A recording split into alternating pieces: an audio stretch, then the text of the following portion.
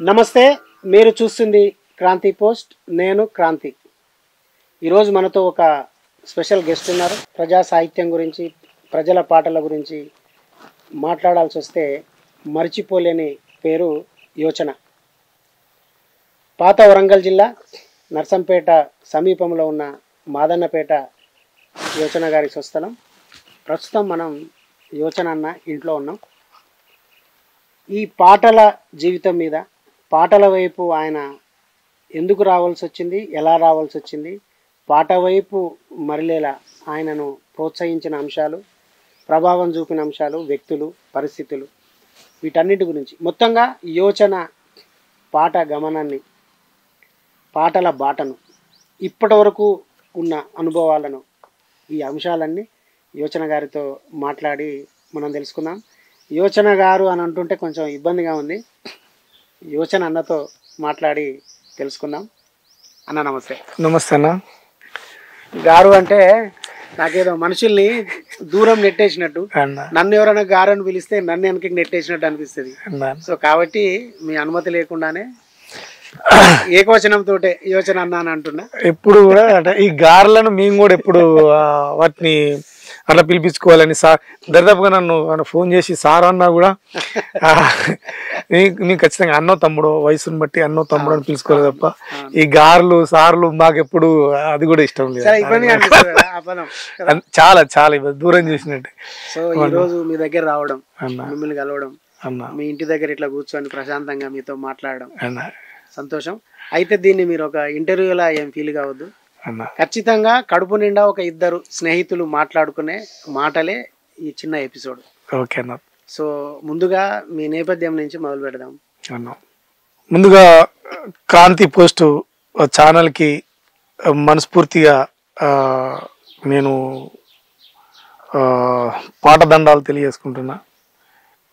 క్రాంతి అన్నకు ఇందాక వ్యయ ప్రయాసాల గురించి చాలా దూరం ప్రయాణం చేసి విప్లవన్న మీరు ఇక్కడ దానికి రావడం, ఇది అంటే నేను చాలా మంది ఫోన్లు చేసాను, ఇంటర్వ్యూ తీసుకున్నాను. అంటే నాకంత ఇంటర్వ్యూ ఇచ్చేంత ఆ వయసు కానీ నాకు అంత దూరం రాలేదని భావనలే నేను ఇప్పటి వరకు ఉన్నా. ఇది నేను అంటే వేదికల మీద ఎక్కి పాట పాడంటే ఏదో పాట రాయమంటే రాస్తాం, కానీ ఆ ఇంటర్వ్యూలో కూర్చొని ఇంతవరకు చెప్పింది లేదు. ఇది ఫస్ట్ టైం. మనస్ఫూర్తిగా నేను క్రాంతి పోస్ట్ టీవీకి అభినందనలు తెలియజేస్తున్నా, కృతజ్ఞతలు తెలియజేస్తున్నా.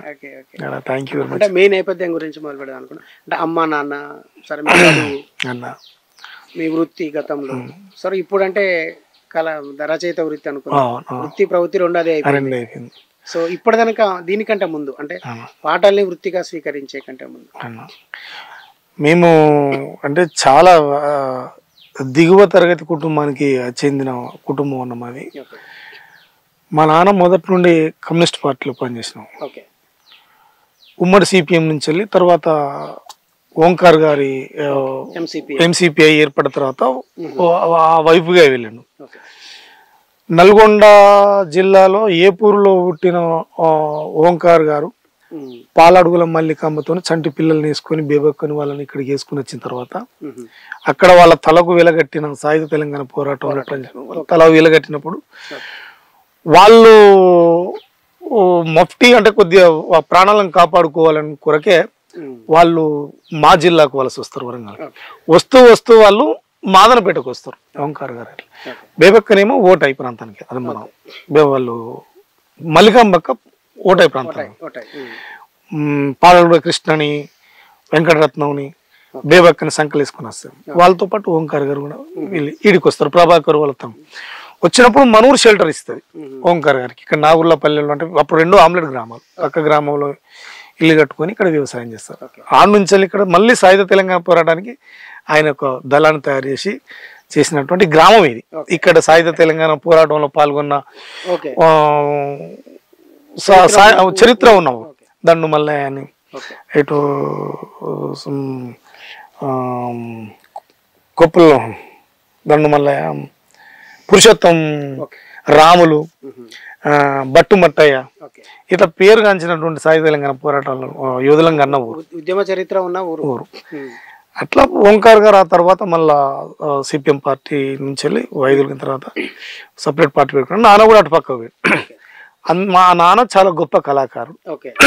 బాగా గొంతున్న కళాకారు. ఓకే. అంటే పాటలు పాడేది. పాటలు పాడేది. మా కుటుంబంలోనే పాట ఉన్నది. అట్లా పాటకు పాట వైపు మొగ్గడానికి మా నాన్న ముఖ్య కారణం. కుటుంబ నాన్న వారసత్వం వచ్చింది. అట్లా మా నాన్న రాయలేదు కానీ పాటలు అద్భుతంగా పాడు. ఆయనంత అద్భుతమైన గొంతు నాకు రాలేదు కానీ నాకు రాదంటే రాయడం వచ్చింది. సో ఇప్పుడు మీరు రాస్తారు, పాడతారు అంటే అంతే ఫుల్ టైం సింగర్ కాదు, పాడతారు. ఏదో అద్భుతమైన అంటే భావ వ్యక్తీకరణ అట్లా పాడు. ఏంకన్నా గోరెట్ ఏంకన్నా అందశ్రీ విజయరాజ్ అన్న వాళ్ళ పరంపర వాళ్ళు పాడినట్టుగా మేము భక్త క్యాసెట్ల పాడు. కానీ పాటని మేము వదిలిపెట్టుకోలేండి. మా తర్వాత మా నాన్న ఈ పాట వల్ల మనకేం ప్రయోజనం కలగలేదు అంటే కొంచెం డిసప్పాయింట్ అయింది మా నాన్న. పార్టీలు ఉద్యమాలు వద్దనని కానీ ఆయన ఇచ్చిన ప్రేరణ అది చావలే. అట్లా మేము పోయినాం. మా ఊరికి ఉన్న హిస్టరీని, మా ఊరు ఏంటిది అని అంటే మా ఊరి పేరు మీద కూడా అంటే ఊరిని చరిత్ర చెప్పడానికి ఒక పాటగానిగా పాట రూపంగానే ఒక కళాకారుడిగా ఊరిని మాటల్లో చెప్పడం కన్నా ఊరి చరిత్రను పాటగా కూడా రాసుకున్నాం. మా ఊరు హిస్టరీ: మోదుగు పువ్వుల తోట, తూర్పు ఎర్రని కోట, మోదుగు పువ్వుల తోట, తూర్పు ఎర్రని కోట, సాయుధ వీరుల ఊట, నైజామునే తరిమిన వేట, మోట బావిలో నీటి ఊటలై సాగిన ఉద్యమ పాట, దాని పేరే మాదన్నపేట, కష్టజీవులకు సద్దిమూట, దీని పేరే మాదన్నపేట, కష్టజీవులకు సద్దిమూట, కాకతీయుల కట్టడాల్లో పేరు మోసిన పెద్ద చెరువు, దొరలు ఏలిన ఆనవాళ్లే ఊరు కొప్పున పెద్ద బురుజు, 3 బాటల కడ ఉన్న ఎర్ర జెండే దాని రుజువు, ఎందరో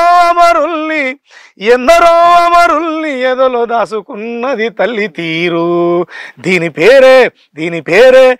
పేరే మాదన్నపేట, కష్టజీవులకు సద్దిమూట, దీని పేరే మాదన్నపేట, కష్టజీవులకు సద్దిమూట. ఇట్లా ఊరి చరిత్ర రాస్తూ ఇక్కడ సాయుధ తెలంగాణ అమరవీరులను తెలుసుకుంటూ మట్టన్న మల్లన్నల పురుషోత్తపురామన్నల ఎట్టి సంఖ్యలను తెంచి పురిటి నొప్పులతో గన్నది, అలసిపోయిన పల్లె తల్లికి జోలపాట పాడుకుంటూ గొట్టి ముక్కుల బ్రహ్మచారి గొంతునే ముద్దాడినది, దీని పేరే మాదన్నపేట, కష్టజీవులకు సద్దిమూట. ఇట్లా మన ఊరి మీద గొట్టి ముక్కల బ్రహ్మచారి మా నాన్న పేరు. అంటే మా నాన్న కమ్యూనిస్ట్ పార్టీకి చేసిన పాట యొక్క కృషి మామూలుగా కాదు. అందుకే అంటే ఆయన ఇన్స్పైర్ గానే ఆయన అది మాకు వచ్చింది, వారసత్వానికి వచ్చింది. ఓకే. సో అంటే మీరు పాటలు సీరియస్గా రాయడం ఎప్పటి నుంచి స్టార్ట్ అయింది? అంటే కాలేజ్ టైంలోనో లేకపోతే స్కూల్ చదువుకునే టైంలోనే చిన్న చిన్న కవితలు, చిన్న చిన్న పాటలు రాయడం అనేది చాలామంది చేస్తారు, కానీ ఇంత సీరియస్గా సమాజాన్ని అధ్యయనం చేస్తూ ప్రపంచ గత రాజకీయాల్ని కూడా ఈ పాటల్లో జొప్పిస్తూ అంటే అంత దాని ఏమంటారు అక్షర జ్ఞానం రావడానికి అంటే దాదాపు అంత సమకూరిన తర్వాతనే మీరు పాట స్టార్ట్ చేశారు. సో అంటే సీరియస్గా మీరు పాట రాయడం ఎప్పటి నుంచి మొదలుపెట్టి? అంటే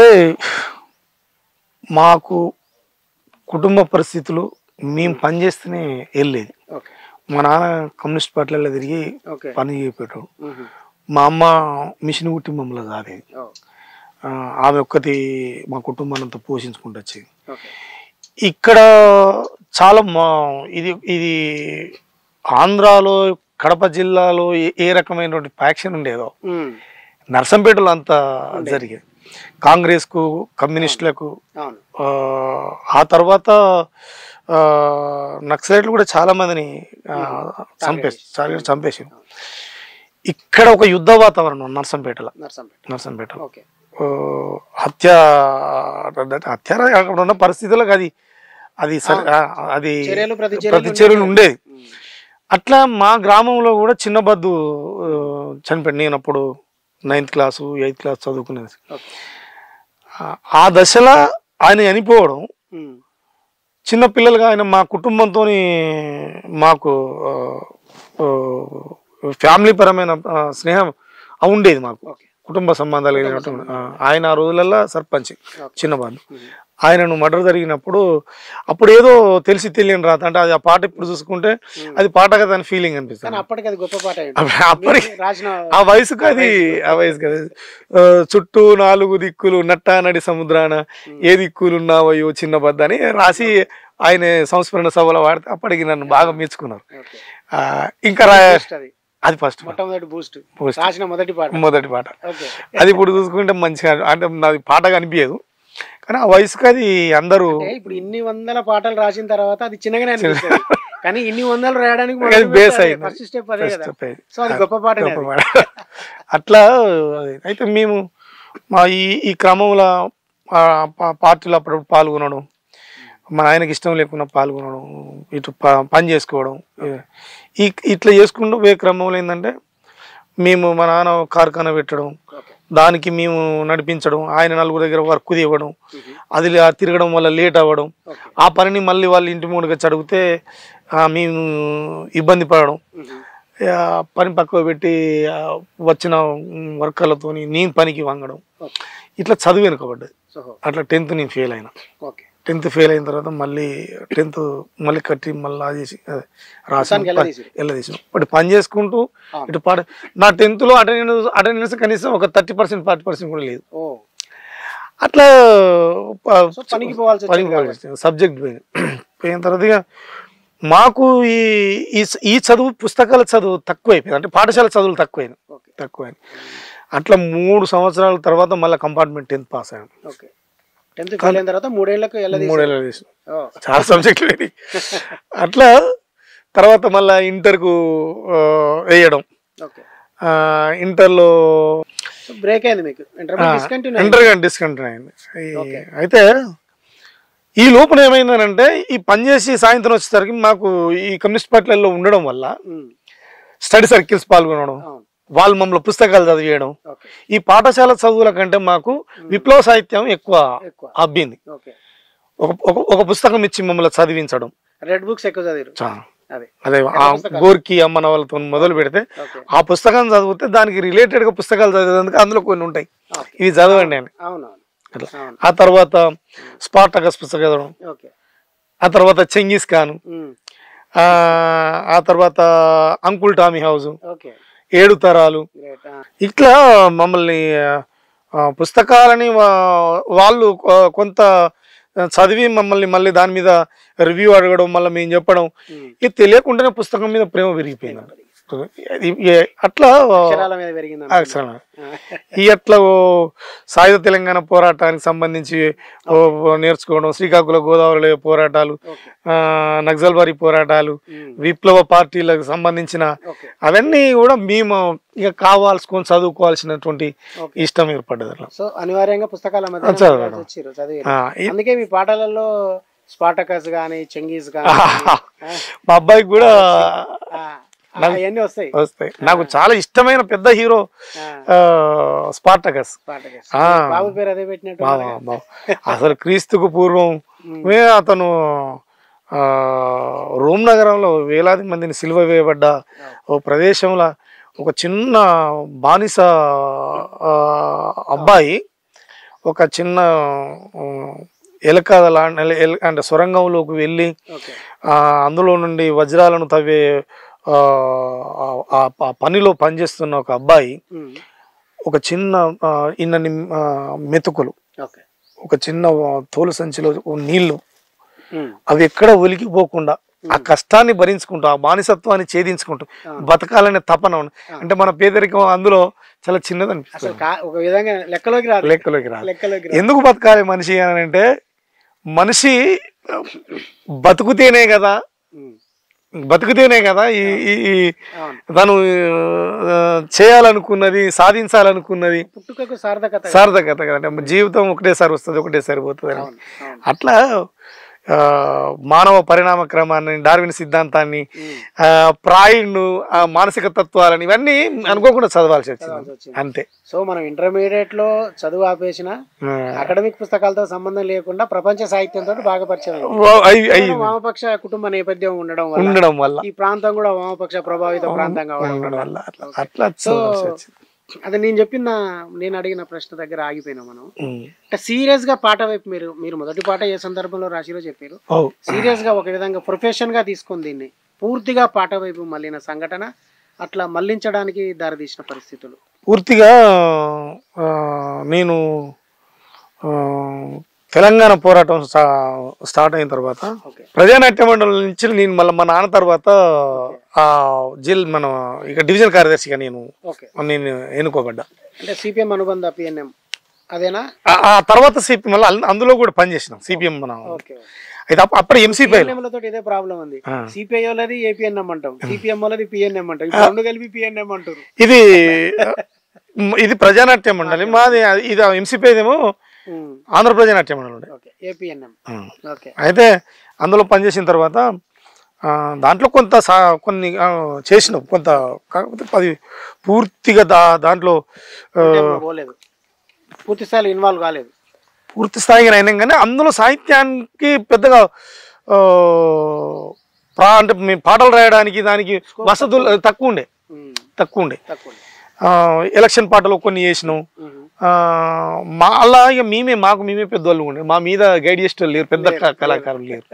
అట్లా బాలశౌరి లాంటి వాళ్ళు, తాండ్ర కుమార్ లాంటి వాళ్ళు కొంతమంది ఉండే కానీ మా కాడికి ఎప్పుడు రాకపోయింది. అల్ల నుంచి వెళ్ళి బయటికి వచ్చి మళ్ళీ నేను సిపిఎం ప్రజానాట్య మండలి కొంతకాలం పనిచేసిన.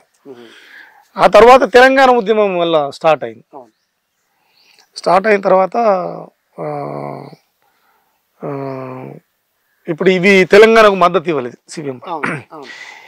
అంటే దీనికంటే ముందు ఇంకొక అంశం చెప్పాలి. నేను ఇంటర్మీడియట్ చేస్తుండగా నేను తర్వాత మళ్ళీ 3 సంవత్సరాల తర్వాత ఇంటర్మీడియట్కి నేను ఆన్లైన్ చేసుకొని ఫస్ట్ ఇయర్ చాలా క్లియర్గా పాస్ అయిపోయాను. ఆ తర్వాత నాకు మళ్ళీ పీపుల్స్ వారితో సంబంధాలు వచ్చినాయి. ఎందుకంటే అనివార్యంగా ఈ ప్రాంతం అంతా అందులో మా అక్కది ఒకటి తగాద ఉండడం, నేను పోయి కలవడం, నేను దానికి ఆకర్షిత కావడం, మళ్ళీ వాళ్ళ పని చేయడం ఆర్ఎస్యుగా. అందులో ఇంకా ఎక్కువ పుస్తకాలు చదవాల్సిన అవసరం కూడా ఏర్పడ్డా. దాంట్లో పోయిన తర్వాత ఇంకా సాహిత్యం మీద ఇంకెక్కువ, ఇప్పుడు ఇంతకుముందు చెప్పిన ఈ నక్సల్బరి, శ్రీకాకుళ పోరాటం ఇవన్నీ అందులో చదవాల్సి వచ్చింది. ఆ తర్వాత అందులో నేను జనరల్గా ఆడపోయి కలిసినప్పుడు అందులో కూడా పాటలు రాసేది. అల్లో పాటలకు మనం పేరు పెట్టుకోలేని దశలో పాటలు రాసినాం. ఈ పాట నాది అని చెప్పుకొని దశలో కొన్ని చాలా పాటలు రాసినాం. అట్లా సాహిత్యం మీద సీరియస్నెస్ అక్కడి నుంచి పెరిగింది. ఆ తర్వాత తెలంగాణ ఉద్యమం స్టార్ట్ అయింది. పాట మీద ఈ తెలంగాణ నుంచి సీరియస్నెస్ పెరిగింది. తెలంగాణ ఉద్యమం నుంచి రాసుకుంటూ వస్తున్నాం. అప్పుడు ప్రకృతి, అంతకు ముందు రాసిన పాటలన్నీ ప్రకృతి మీద రాసినాం.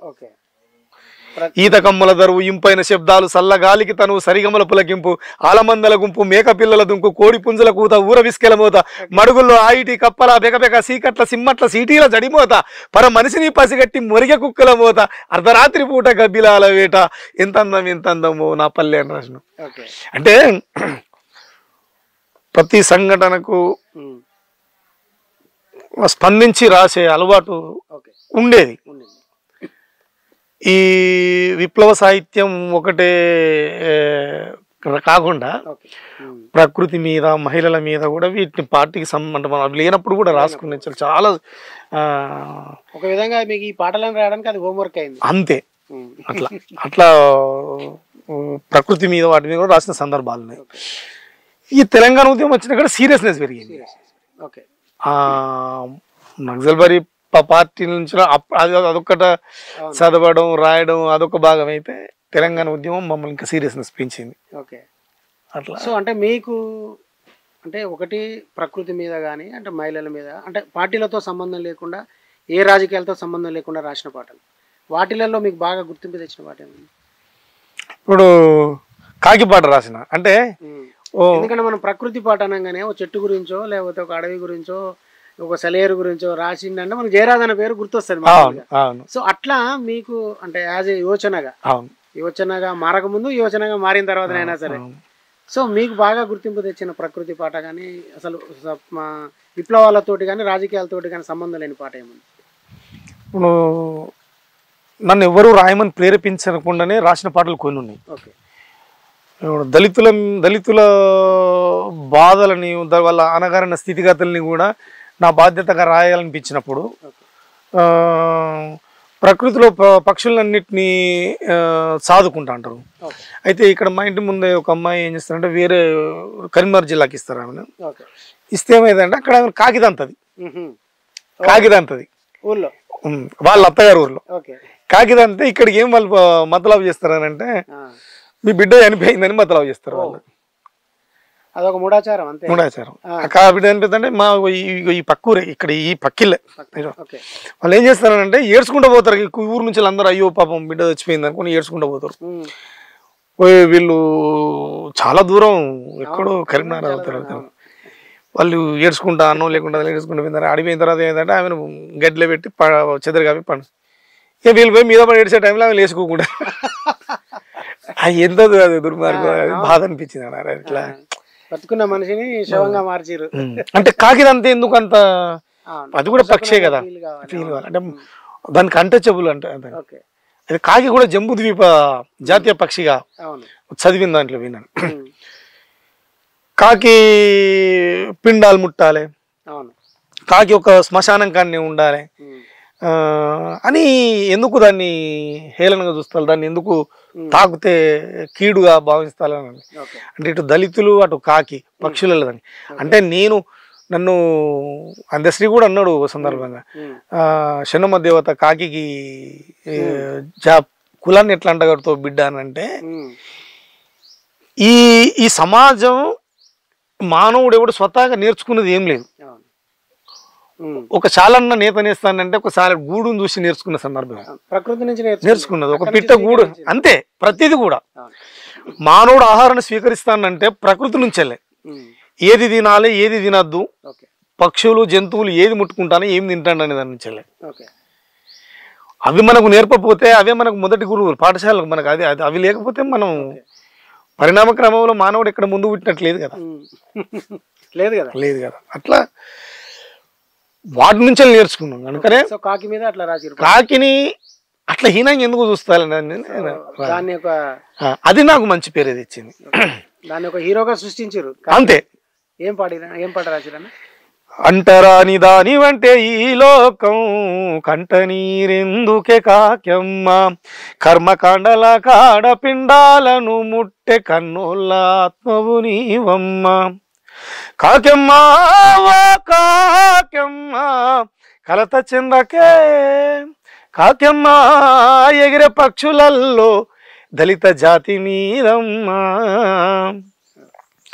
తెల్లారగట్లల్లా ఇంటి ఆడపడుచుల ఇల్లు వాకిలుడ్వంగ లేపుతావు మా ఊరు సీకట్ల కావురు మంటుంటే కోడి పుంజు లేచి కూసునోయమ్మ ముందుగా లేసింది నీవమ్మా.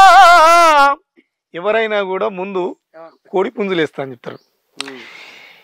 కోడి పుంజు కంటే ముందే కాకిలేస్తుంది. ఇప్పటి వరకు అబ్జర్వ్ చేయండి. అసలు ఫస్ట్ ఆహారపు వేటకు మొట్టమొదటి బయలుదేరేది కాకి.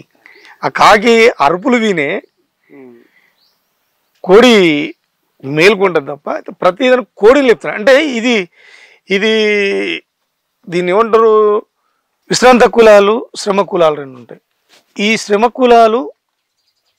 కులాలను ఎప్పుడు కూడా ఎక్స్పోజ్ కానీ ఈ విశ్రాంత కులాలు అట్లా ఆ భావజాలాన్ని ఏమనంటే కోడి ముందు లేస్తుంది అంటే శ్రామికుడు ముందు లేస్తాడు, ఇటు కాకి ముందు లేస్తాడు.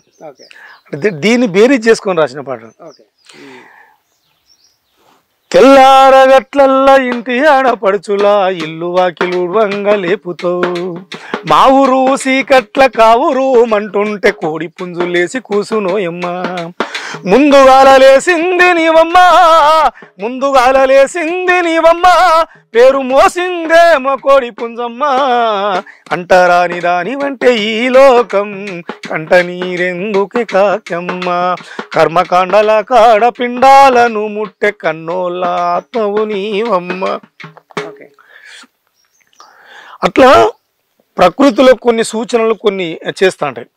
అంటే ఒక సైక్లోన్ వచ్చినప్పుడు సముద్రాల్లో ఆటుపోట్లు వచ్చినప్పుడు కొన్ని పక్షులు ఈవెన్ ఇట్లా చేస్తారండి. కాకి కూడా కాలం అవుతుందా లేదా అనేది అది పట్టుకున్న అంటే గూడు కట్టుకోవడానికి పోయే ఒక పుల్లను బట్టి వాళ్ళు వెనకట పెద్దలు వాళ్ళు నిర్ణయం చేసేది. ఆయిటి బూనంగా చెట్టు కొమ్మల్లో అందమైన గూడు ముస్తాబు చేస్తావు గూటికి పుల్లల్ని నోట గరుసుకొని పొంగ కాలాన్ని కనిపెట్టి రానాటి పెద్దలు ఎంత కష్టమోర్చి కడతావు మేడలా. ఇక్కడ దళితులు కట్టేది శ్రామికుడు ఇల్లు కడతాడు, దళిత బహుజనులందరూ ఇల్లు కట్టి దాంట్లో ఉండే ఎవరు ఉంటారు, ఉన్నత వర్గాలు ఉంటాయి. ఎంత కష్టమోర్చి కడతావు మేడలా ఆక్రమిస్తుంది కన్నేసి కోయిలా అంటరాని దాని వంటే ఈ లోకం కంట నీరెందుకే కాకమ్మ కర్మకాండల కాడ పిండాలను ముట్టె కన్నోళ్ళ ఆత్మవు నీవమ్మ. ఇట్లా కాకి దళిత జాతికి కాకి సంబంధించి పోల్చినటువంటి పాట. నీ గూటిలోన గుడ్డు పెట్టిన కోయిలమ్మకు పురుడు పోసిన పుణ్యమూర్తివమ్మ జాతులన్నింటిలో నీతిగా బతుకుతూ 1000 ఏళ్ళు వర్ధిల్లినావమ్మ. వెలివేతలాను ఎన్నో దిగమింగినవు ఈ లోకాన్ని జాలితోని అధిగమించినవు అంటరాని దాని వంటే ఈ లోకం కంట నీరెందుకే కాకమ్మ. ఇట్లా చాలా చరణాలు ఉన్నాయి.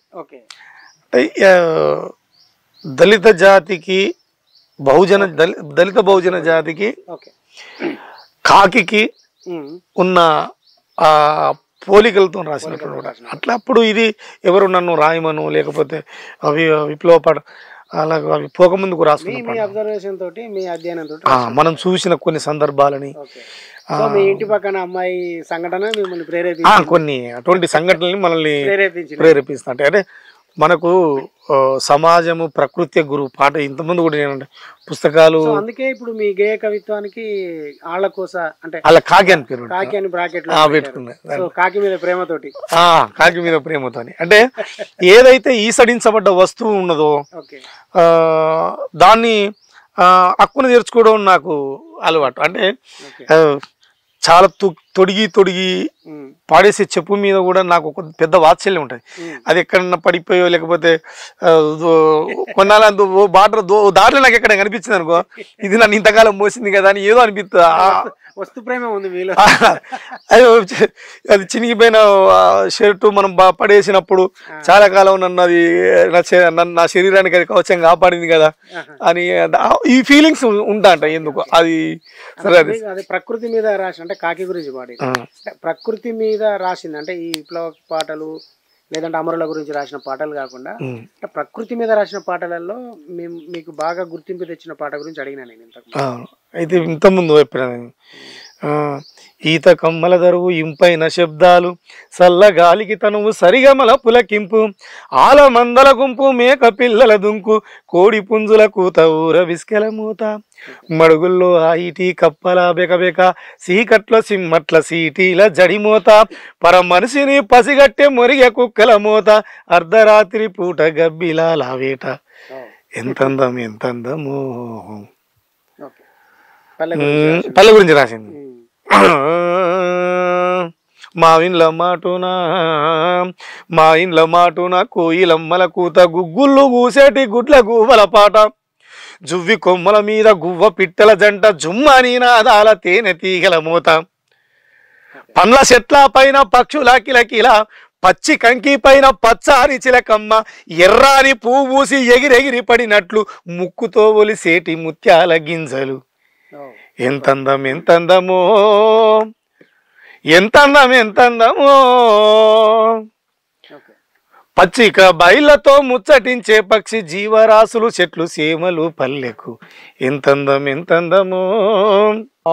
ఆల్బమ్ పసిరిక తీసిన డప్పు దరువు ఆదివాసీ పోరు మిత్రుడు సునీల్ మీ ఇద్దరం కలిసి తాళ సునీల్ మీ ఇద్దరం కలిసి జమిడికా అది రాసిన తెలంగాణ ఉద్యమ పాఠాలు అట్లా చాలా తీసాం. అవి ఆ తర్వాతనే పుస్తకం కాడికి వచ్చాను అట్లా. అరే ఈ దీనికంటే ముందు హరివిల్లు రంగులతో ముగ్గులద్దినట్టు అందమైన సీతాకోక చిలకాలెన్నో పున్నమి వెలుగోలే మునుగురుల మిలమిల లేత ఆకుల మంచు ముత్యాల తలతల పసిరిక పై పూసే ఆరిద్ర పురుగులు వయ్యారి వజనిక పెన వేసినామాను మడుగులోన కలువ బుడుగులోన అల్లి నీటి తెరచాపోలే అంతే రూదా మెరలు ఎంతందం ఎంతందమో పచ్చిక బయళ్ళతో ముచ్చటించే పక్షి జీవరాశులు చెట్లు సేమలు పల్లె ఎంతందం ఎంతందమో ఆయిటి ఊనంగా అలికిన గింజలు మొలకెత్తే నేలపై పసిరిక పరుపులు చుట్టూర కంచెలు ఎత్తైన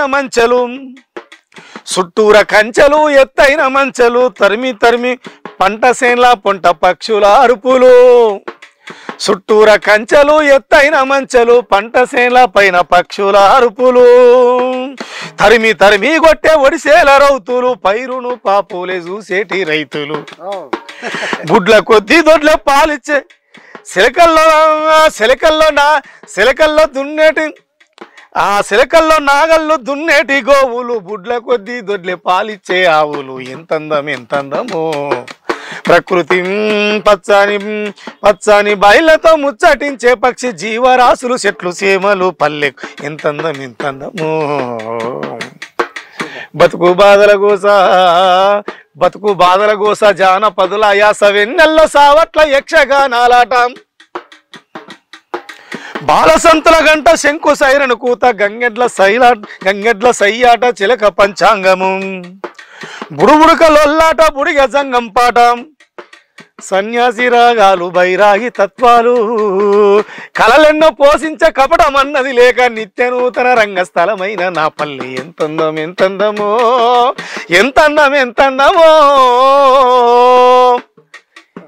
ఈ గ్లోబలైజేషన్ తర్వాత పల్లెల్లో కూడా మనిషి బయటికి వచ్చి ప్రశాంతంగా మాట్లాడుకునే ఆ రోజులు పోయినాయి. కల్మిషమైనటువంటి అవన్నీ వచ్చేసినాయి. అంటే ఒకప్పుడు మా ఊరి మీద పాట రాసుకుని ఒకప్పటిలాగా ఊరేం లేదు. ఆ మనుషులు స్వచ్ఛత అన్ని కోల్పోయినాయి. అవన్నీ ఏది అంటే ఏది చూసినా కూడా అంటే పాట నీవు ఎందుకు పాట నీకు ఎందుకు అని అంటే ఎందుకు రాసుకున్నావు, ఎందుకు ఎంచుకున్నావు, ఎందుకు రాస్తున్నావు అంటే ఈ ప్రపంచంలో చాలా పోరాటాలు జరిగినాయి, చాలా ఉద్యమాలు జరిగినాయి. అంటే ఎవరి శక్తి మేరకు ఎవరు ఏ రకంగా పోరాడతారో ఆ రకంగా పోరాడితేనే ఈ పరిణామక్రమం ఇంత దూరం వచ్చింది. నాకున్న శక్తి పాట, నాకున్న ఆయుధం పాట. నేను ప్రశ్నించాలి, నేను ఈ సమాజాన్ని ఒక విషయంలో నేను చెప్పాలనుకున్న దాన్ని, నేను ప్రభుత్వాన్ని లేదా నాకు నచ్చని అంశాన్ని నేను వ్యతిరేకించాలనుకున్నప్పుడు, తిరుగుబాటు చేయాలనుకున్నప్పుడు నాకు దొరికిన ఆయుధం పాట. తెలంగాణ ఉద్యమంలో మీకు గుర్తింపు తెచ్చిన పాట ఏముంది అంటే సందర్భం ఏంది, ఎట్లా రాశారు? తెలంగాణ ఉద్యమంలో చాలా పాటలు రాసినాము. రాలేదు పూర్తి స్వాతంత్రము, తెలంగాణది అర్ధ స్వాతంత్రము, రాజకీయాలాడే చదరంగము, ఇది పేదోనికి అందని రాజ్యాంగ యంత్రము, మాకు రాలేదు పూర్తి స్వాతంత్రము, తెలంగాణది అర్ధ స్వాతంత్రము. ఎట్లా మా పల్లె గోసహపడుతుందో, గోసల గూడెల్ల పోస్తుందో, బతుకుల పూరెల్ల పోస్తుందో, కడుపున పడ్డాక ఎనుండే మా కష్టాలు మొదలవుతుంటాయి. పాడుబడ్డ బతుకు పోరాటాల తల్లి, పాడుబడ్డ బతుకును పోరాటాల తల్లి ప్రేమతో లాలిస్తూ ఉంటది. పోరాటమే మార్గంగా మా దారి సాగిపోతుంటది. ఇది తెలంగాణ నెత్తుటి గడ్డన పుట్టిన బిడ్డలము, పుట్టుడుతోనే నెత్తుటి గుడ్డల నెత్తిన జెండలము. మా పల్లె గోసాబడుతుందో గోసాల గోడెల్లి. అంటే తెలంగాణ ఉద్యమంలో ఏదైనా పార్టీతో అనుబంధంగా సాగిరా లేదంటే ప్రజా సంఘాలలో? లేదు, నేను ఎప్పుడైతే అరెస్ట్ అయ్యి ఇక తర్వాత ఇప్పుడు మనం ప్రజానాట్య మండలిలో సిపిఎం చేసిన తర్వాత సిపిఎం పార్టీ వాళ్ళు మద్దతు ఇవ్వరు, ఇస్తలేము అని అన్న సందర్భం నుంచి మేము ఇండివిజువల్ అయిపోయాను. ఇప్పటికి కూడా నేను అరుణోదయ నాగన్నకు పాటలు రాస్తా ఉన్నాను. ఏంటంటే తెలంగాణ ఉద్యమంలో అరుణోదయ నాగన్న నాకు పరిచయమై నాతో రాయించిన పాటలే తప్ప రామారావు నాగన్న నేను పార్టీ సభ్య కార్యకర్తని గాను ఎవరైనా చూస్తే అదే అనుకుంటాను. పార్టీ నేపథ్యం ఆ పాటలు రాస్తున్నారా అట్లా అనుకుంటా ఉన్నారు. నేను ఇప్పటి వరకు నేను న్యూట్రల్ గానే ఇండివిజువల్ గానే ఉన్నాను. ఏ పార్టీతోని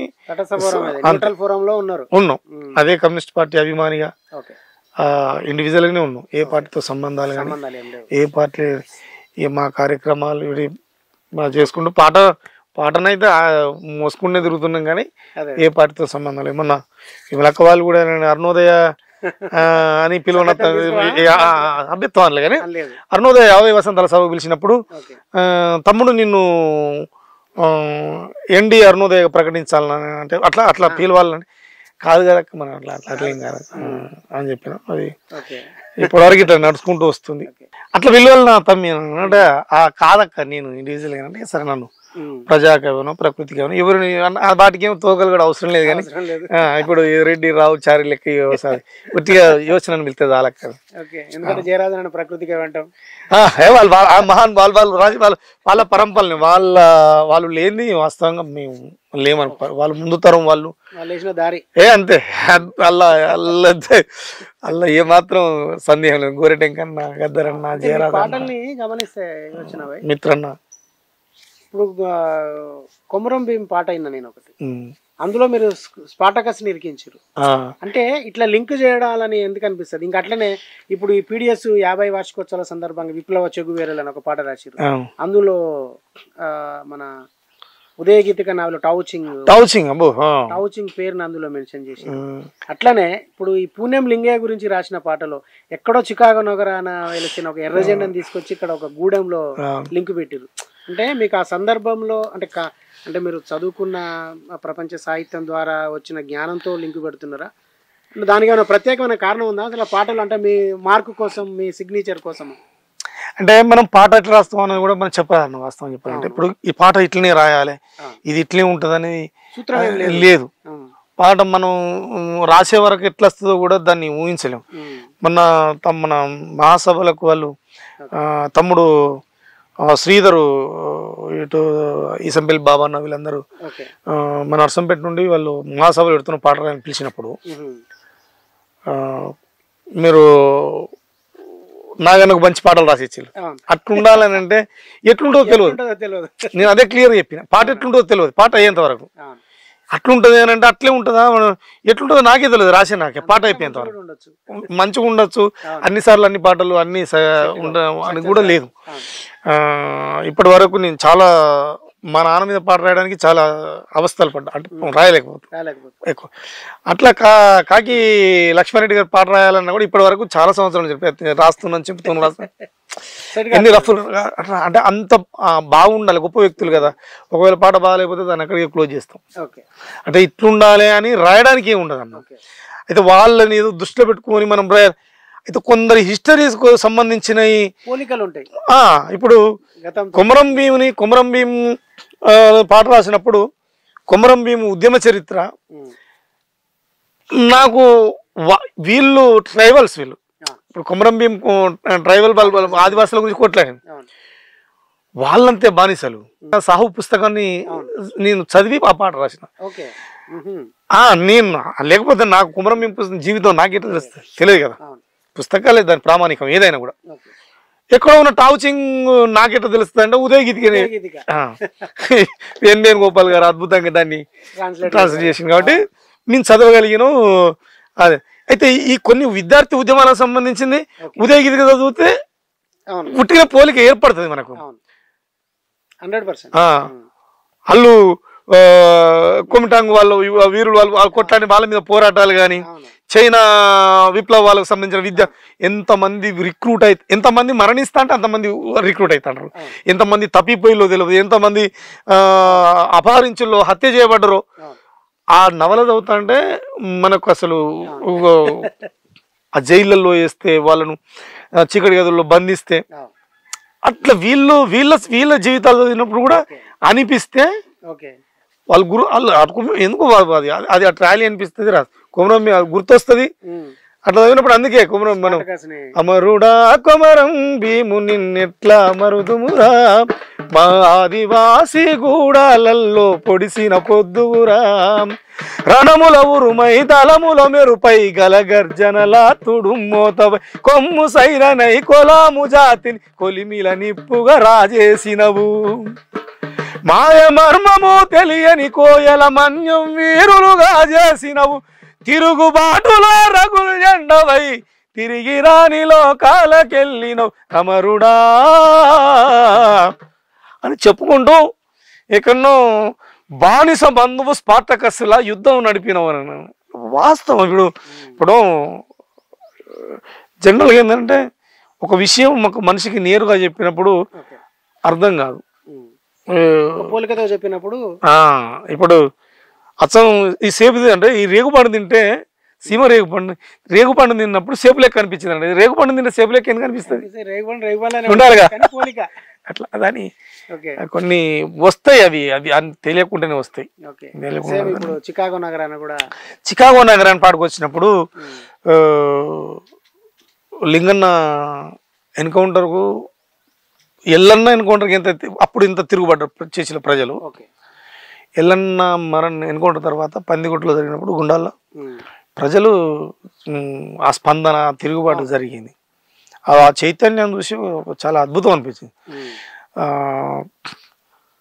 లింగన్న మంచి లీడర్, అన్ని పార్టీ వాళ్ళు వైరుధ్యాలు ఉన్న వేరు పార్టీ వాళ్ళు కూడా ఆయన మీద ఖండన చేసి నాకు లింగన్న నాగన్న నాకు ఆ సందర్భానికి సంబంధించి పాట రాయమని కోరాడు.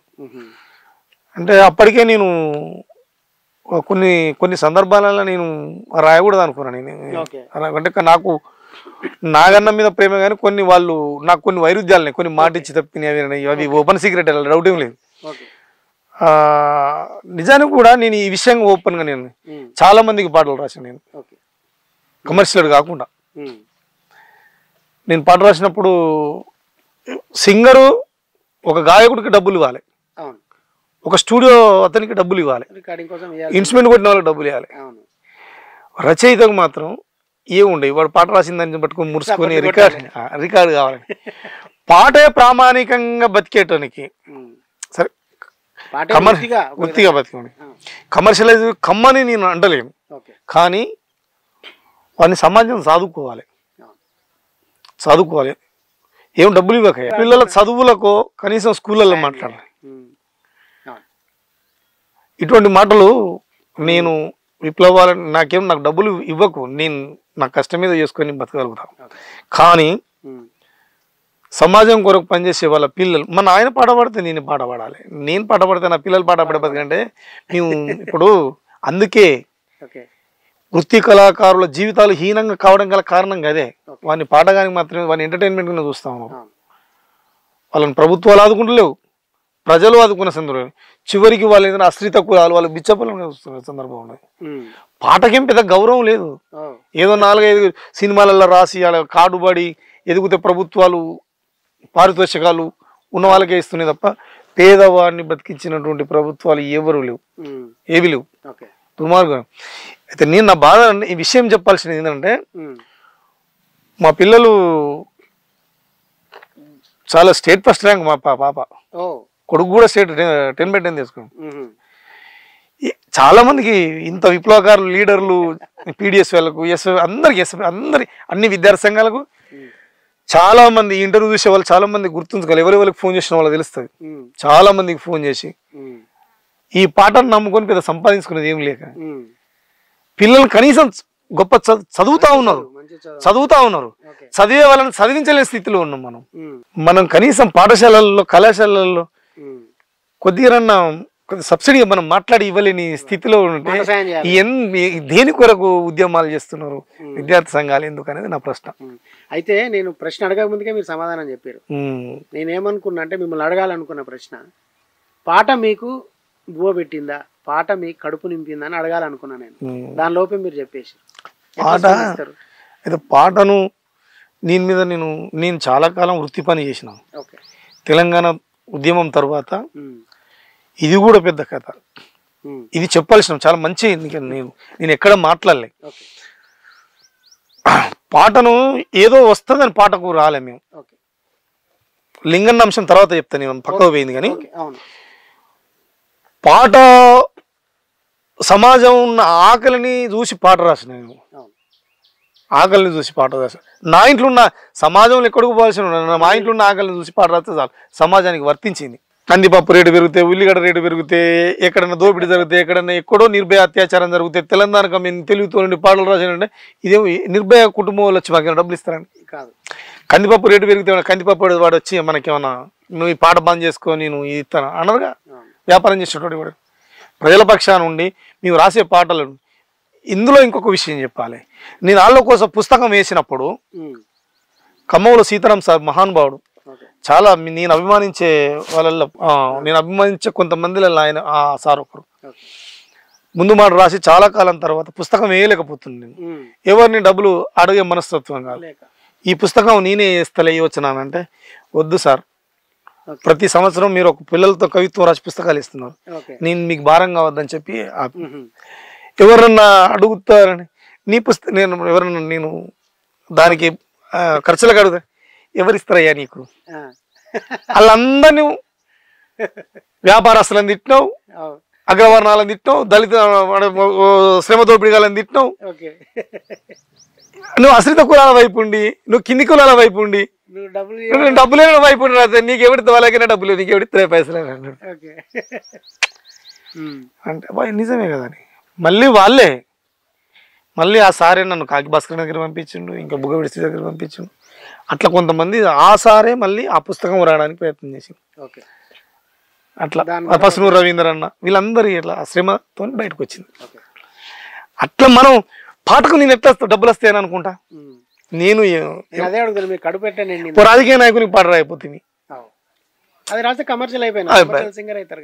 నేను అట్లా పాటని ప్రజల పక్షం ఉండే ఆలోచనతోనే మేము పాట వైపు ప్రయాణం చేసినాం.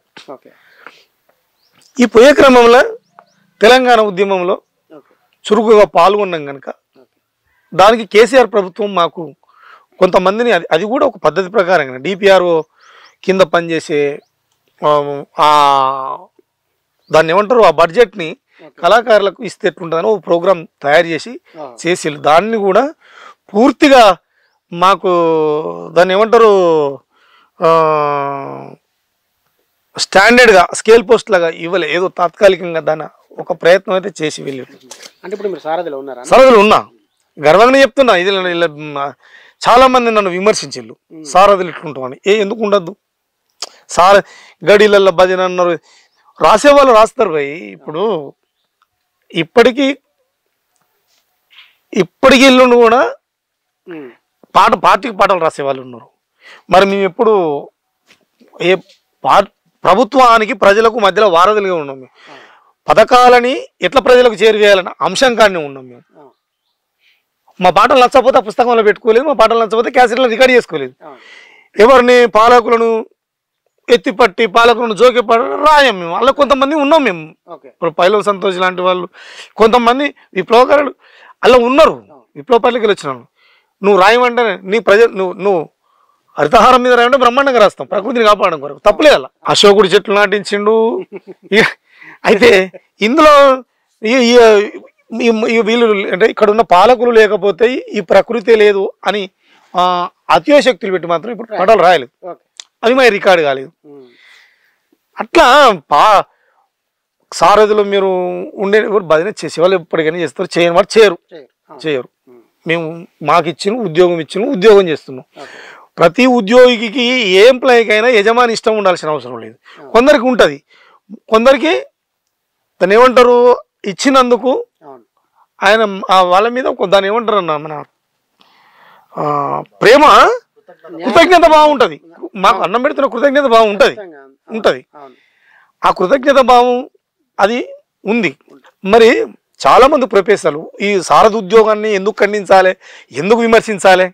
పాటగాడికే ఏ ఉద్యోగం వద్దు, మిగతాదంత పాటగానికి ఉద్యోగం చేయకూడదు. ప్రజలు అంటే ఉద్యోగం ఎట్లా చేయకూడదు, కడుపు ఎట్లా నిండాలి, ఎట్లా నిండాలి?